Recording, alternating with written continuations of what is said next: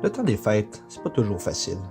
Avec les cadeaux de dernière minute qu'on doit aller acheter dans le centre d'achat, bordé de monde, qui sont aussi à la course et stressés que vous autres.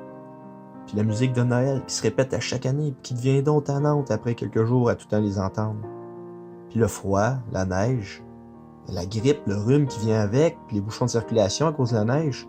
Oh, mais tout ça c'est pas bien grave. Parce que y a la magie du temps des fêtes aussi.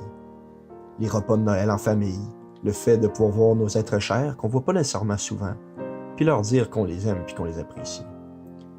C'est pour ça que je voudrais dire aux autres frères Avars, Julien, Renaud, Thierry, que je les aime, puis que je les apprécie. Et que même si j'ai pas été présent très très souvent dans les derniers podcasts, je pense souvent à eux. Et je compte bien me reprendre et venir faire les fous avec eux plus tard. Et à vous aussi, chers auditeurs, qui continuent à écouter notre folie, je vous apprécie, je suis content que vous soyez là. Alors, je vous souhaite un très joyeux temps des fêtes, une bonne année, et on se revoit en 2020. En passant, c'était Vincent, c'est le quatrième frère voir qu'il n'y en ait pas un, là. En tout cas, joyeux temps des fêtes.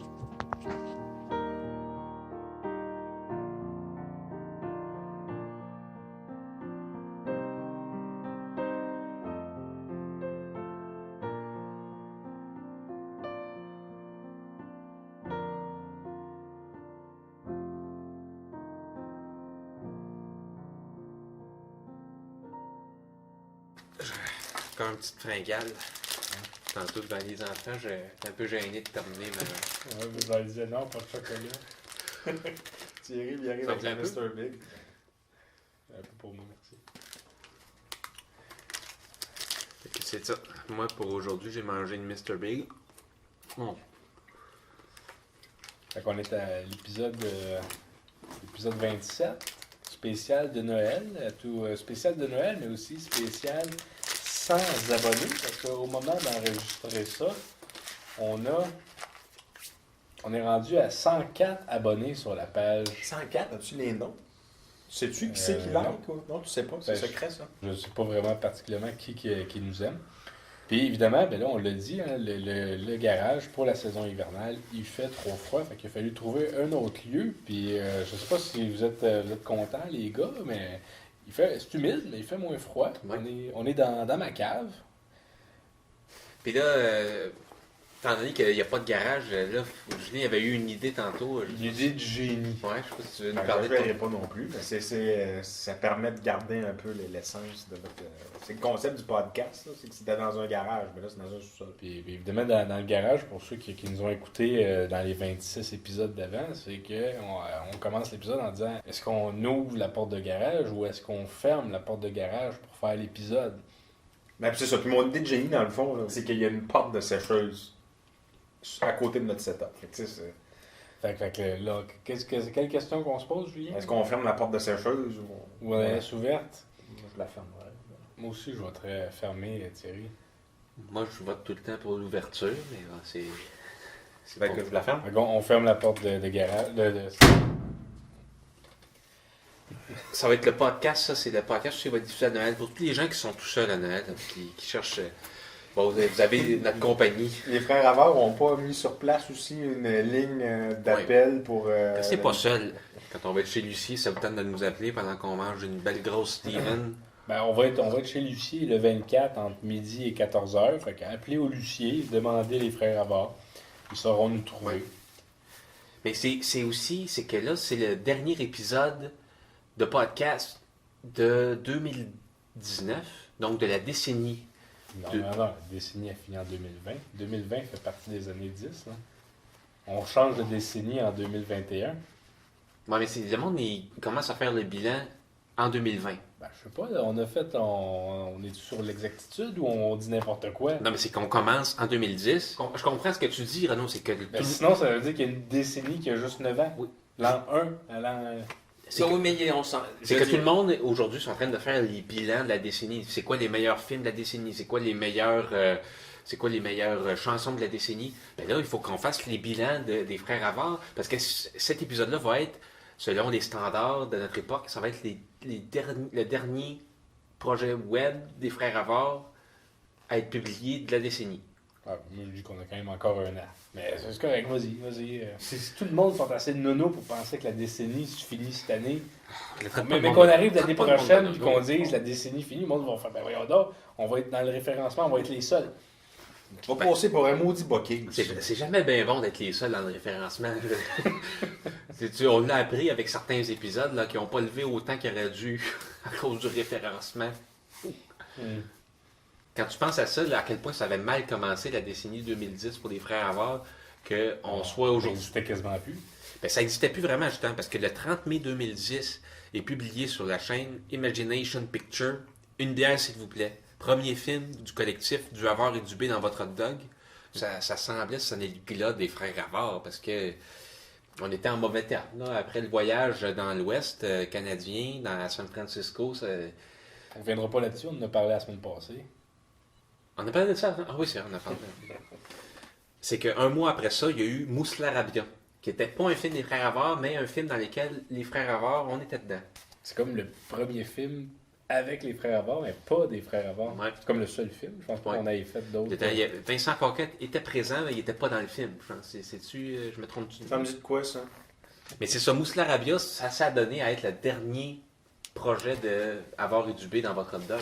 Ah ouais, c'était le dernier. On n'avait pas fait du Dono Chara Maudit Fou. C'était-tu avant ou après, ça? Mais il me semble sur la chaîne YouTube, peut-être que ça a été tourné après, mais que le montage de Mousselarabia, parce que dans le fond, Mousselarabia, c'était un film qui faisait référence au printemps arabe. Ouais. On l'avait filmé durant le printemps arabe. Ouais. Mais le film a juste été publié sur YouTube en octobre 2011. Le 13 mai 2013, là, la chaîne YouTube des Frères Havard regain de vie. C'est là qu'on publie Les Moiseaux. C'est une vidéo sur la fête des mères.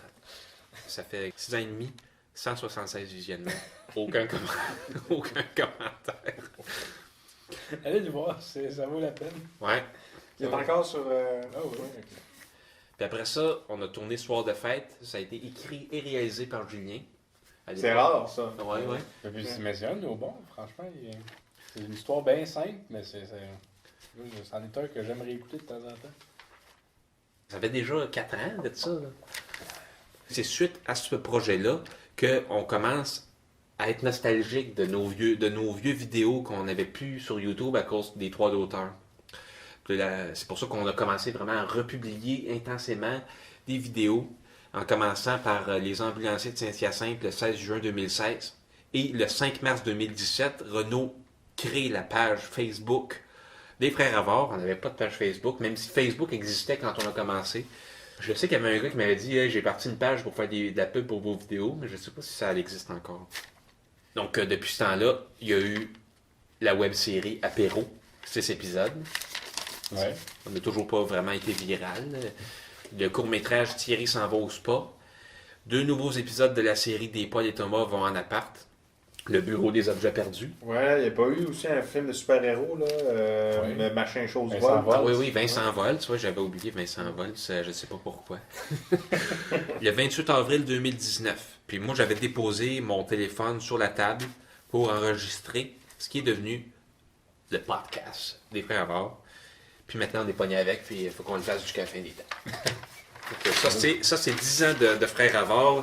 Ça vous montre que il s'en est passé des affaires. Donc, ça, c'était ma chronique récapitulatrice. Même si pour Renaud, il aurait fallu que je la fasse l'an prochain. C'est pas grave, c'est quand même intéressant comme information. Tu n'as pas parlé du gala. Oh. Je me demande si ça serait intolérable pour le son de mettre la chaufferette. T'as froid? Thierry, moi, avant que Renaud passe sur sa chronique, je me demandais là, comment qu'elle va Steph? Elle va-tu être là au Lucier tantôt? Elle est encore en Indonésie. Je ne sais pas si tu as vu la photo que je t'ai envoyée, mais c'est assez... pour être bien honnête, je considère quasiment que j'ai toute la liberté pour fréquenter d'autres fréquentations. Même si je ne me le suis pas encore vraiment permis, mais je commence à y penser. Le premier pas vers ça. Hein? Ouais.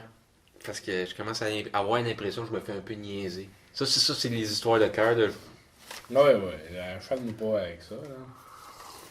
Ben, c'est moi qui ai demandé. Ouais, c'est vrai. Fait que c'est ça, le 7 décembre dernier, je suis allé voir les 3 accords au Métropolis avec ma soeur, mon beau-frère, puis un couple d'amis de mon beau-frère.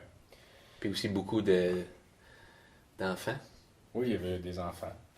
Fait que les 3 accords, un très bon spectacle. Ça se donne sur scène, c'est incroyable. Puis, je sais pas si vous savez ça, c'était un retour sur scène pour eux. Non, je Ils pense faisaient comme les Beatles, ils avaient arrêté, ils se concentraient sur leur carrière studio. Il avait arrêté. Ok. Ça faisait 7 jours qu'il n'avait pas fait de spectacle. Moi, pour ma part, c'était quand même mon premier spectacle au Métropolis. T'as-tu fait du mosh pit? Non, il n'y a pas eu de mosh pit. Mais tu sais, alentour de moi, il y en avait 2 qui bougeaient pas mal, tu sais, puis c'est ça. Ils empiétaient pas mal sur mes Le pieds. genre de soirée où tu reçois de la moutarde. Ouais, Mais moi, j'aimerais ça faire une mention extraordinaire aux serveurs. Parce qu'il y avait des serveurs qui se promenaient à travers la foule avec une caisse d'eau à bout de bras, avec son cabaret rempli de bière. Ils se promènent dans la foule avec le monde qui danse, qui font pas attention, qui donne des coups. Jamais rien échappé. J'avais jamais vu ça. En tout cas, vers la fin du spectacle, les gars, le chanteur du groupe a décidé de chanter. Je ne me souviens plus quelle chanson, là, mais il a décidé que pour cette dernière chanson-là, il voulait que tout le monde se prenne par les épaules. Il invitait les gens à prendre leurs voisins par l'épaule, même s'ils ne se connaissaient pas. Puis là, j'étais plus à côté, fait que. Puis moi, pour être bien honnête, je sais pas si vous saviez ça de moi, mais les contacts physiques avec le monde que je connais pas, j'haïs ça. Mais t'es pas obligé, t'aurais pu dire, également, ça te tente Il y a pas. bien du monde, ça nous Ben c'est ça. C'est ça, je te dis. Toute la salle s'est pris par les épaules. Tout le monde. Je me suis retourné, là, tout le monde prenait avec tout le monde. Toute la salle, j'y ai? Non. Pas moi. Moi, j'ai pas pris personne. J'ai poliment refusé les invitations de monde qui voulait me prendre par les épaules parce qu'ils trouvaient que je faisais Ah, partie. t'as bien fait. J'ai refusé durant toute la chanson. Je l'ai vu, le chanteur des 3 accords, me voir qui tenait pas personne par les épaules en plein milieu de la foule devant lui. Fait que c'est ça, ça m'a bien fait rire. Non, mais c'est une bonne leçon, dans le sens que c'est pas à lui de décider, Colin. Ouais, bon. Puis après le spectacle, quand tout ça a fini puis que tout le monde a arrêté de s'étreindre par les épaules, direction le vestiaire pour reprendre nos manteaux. De la manière que ça marche au Métropolis, il y a une couleur pour ton coupon de vestiaire. Fait que tu fais la file par couleur. Nous autres, on en avait des coupons blancs. Puis ça donne que la file pour les coupons blancs était ultra longue. La file pour les coupons verts, elle était vide. Mais c'est que les 2 personnes qui s'occupaient des coupons verts, eux autres, ils gueulaient « Coupon vert par ici! Coupon vert par ici! » J'avais envie de leur dire « Baptême! Vous n'êtes pas capable de faire la gestion du vestiaire des coupons blancs? Arrêtez de gueuler pour des coupons verts et aller ramasser des coupons blancs! Voyons donc! Ça prend-tu une formation spéciale? C'est juste moi qui... Mais c'est dur à gérer un vestiaire, je sais pas. Non, mais il arrive à un certain point qu'une salle de spectacle établit des systèmes, des règles, des manières de fonctionner, puis regarde, là, c'est pas... À moins que tu sois le gestionnaire et le boss du vestiaire, là. Ben, Il moi, était combien au vestiaire? Il était genre 8? Il y avait 4 couleurs puis il y était 2 personnes par couleur. Ah, on le dira jamais assez, là, les vestiaires, c'est pas facile. Non, j'en reprends du café.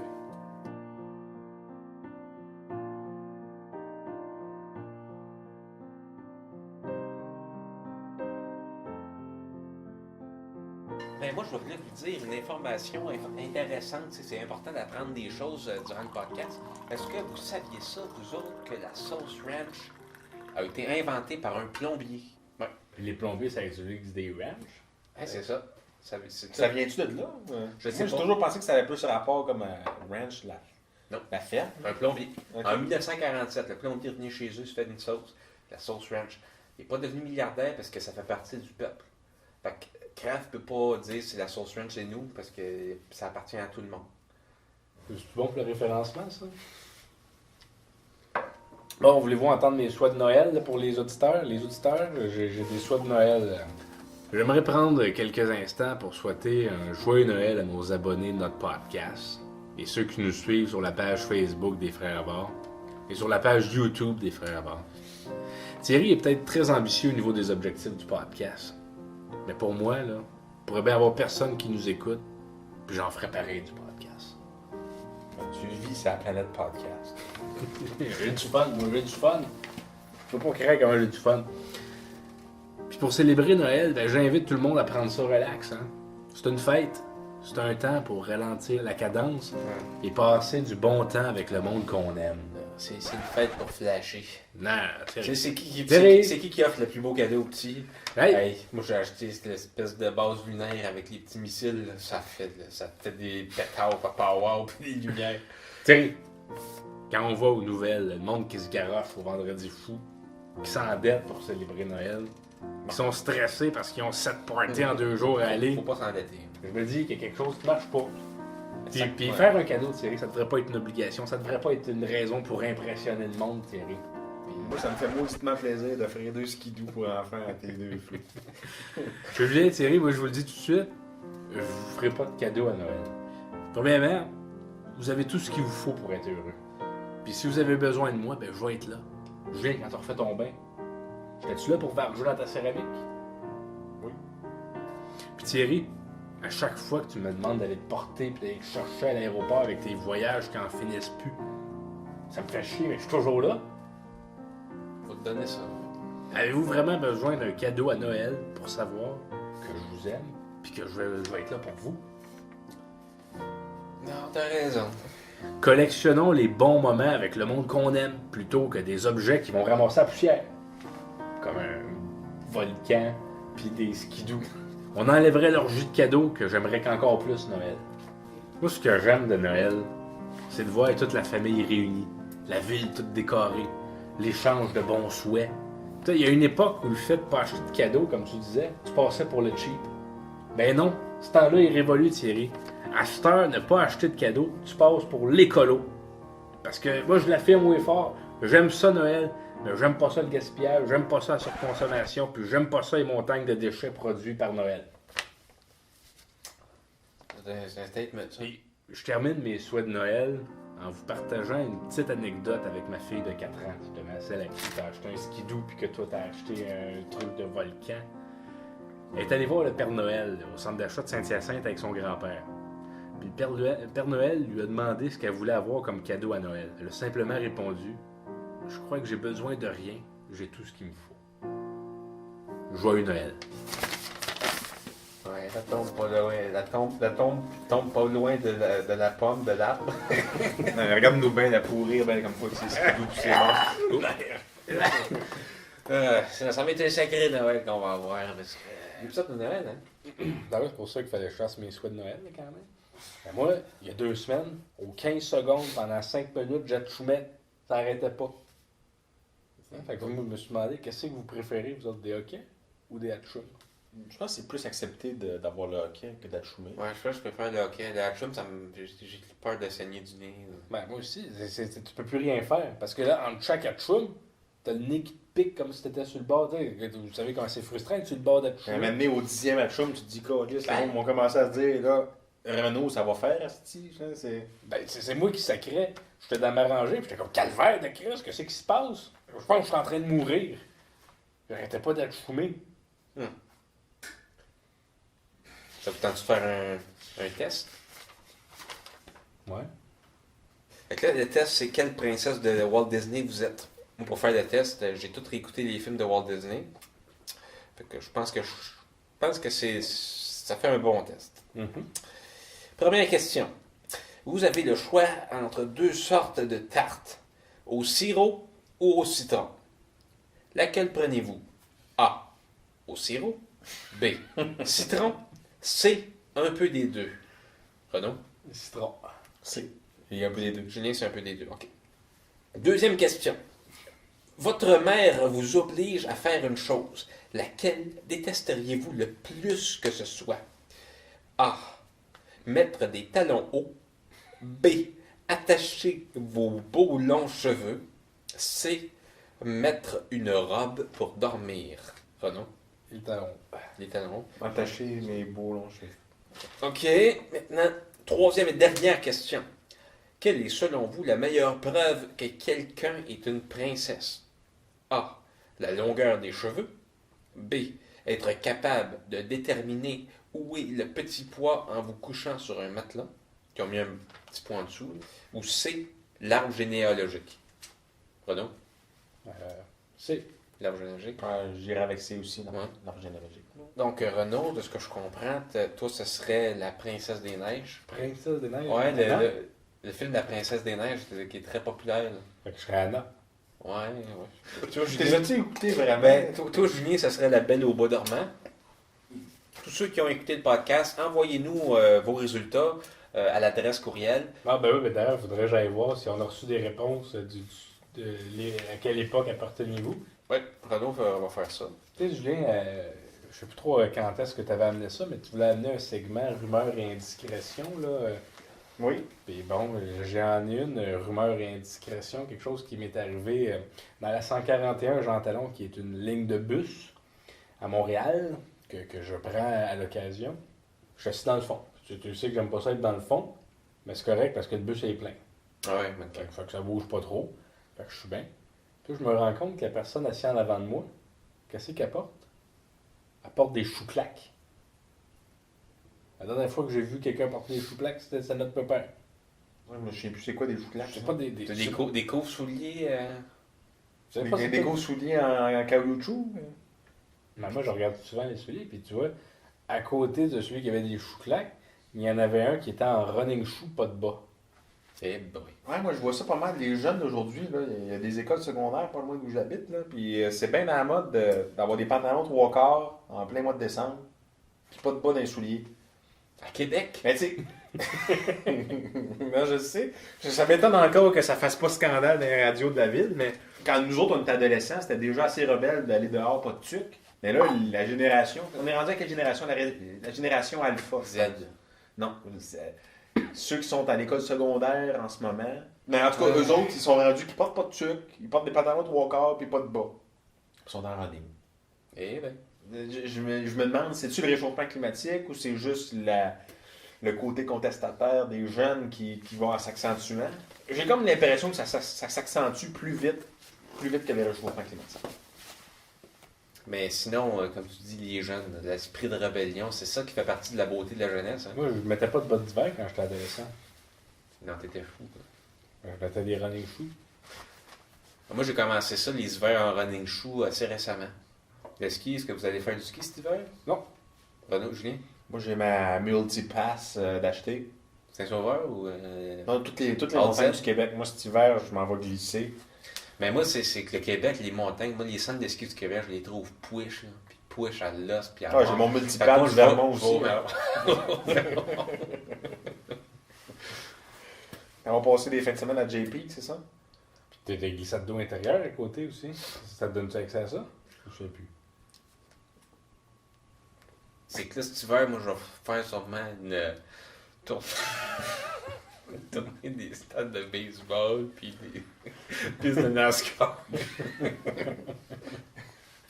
Fait qu'à venir pour la saison 2, on a-tu le temps de parler de ça, Thierry? On a-tu le temps de parler de ce qui s'en vient en saison 2? Ouais. Des épisodes dans une cave jusqu'au retour du beau temps. Fait que d'après moi, jusqu'au retour des bourgeons. Mais là, le podcast aussi, les grands podcasts là, du Québec, là, ils voyagent. Là. Ils vont faire ça à Val-d'Or, ils vont faire ça à Chicoutimi. Je sais que Renaud, il discutait avec un autre podcast. Je discutais, c'est pas mal. J'ai toujours pas eu de retour. J'ose pas y relancer, je voudrais pas être énervé. Bon, on avait un auditeur qui serait intéressé à venir sur le podcast. Il a manifesté de l'intérêt. Je veux pas y voir la face. Il est gentil, mais... Bon, on va trouver d'autres. C'est quand même un spécial sans abonnés.